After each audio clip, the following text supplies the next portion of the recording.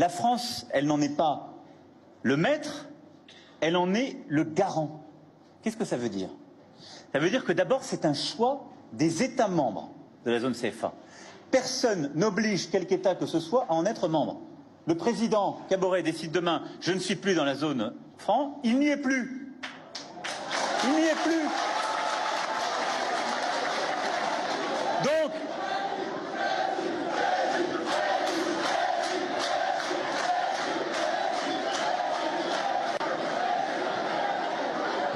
dès qu'il aura réparé la climatisation de l'amphithéâtre, il sortira de la zone franc, vous l'avez compris. J'ai fait une tribune au Monde Afrique le lendemain de ce discours pour dire à quel point M. Macron manquait de respect, non seulement au chef d'État africain, mais à l'Afrique, en niant la violence de cette relation France-Afrique, notamment par le canal de la monnaie.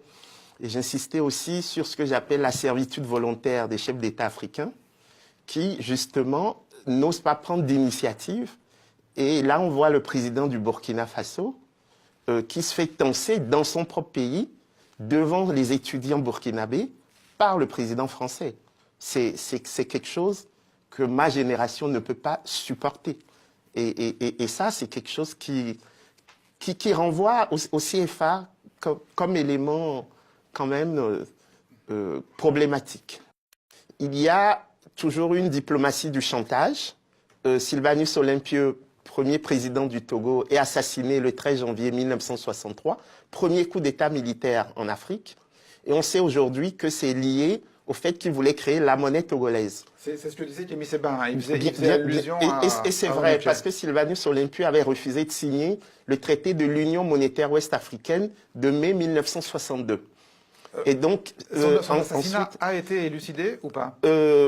Plus ou moins. En tout cas, c'est une semaine après qu'il ait lancé les statuts de la Banque centrale du Togo.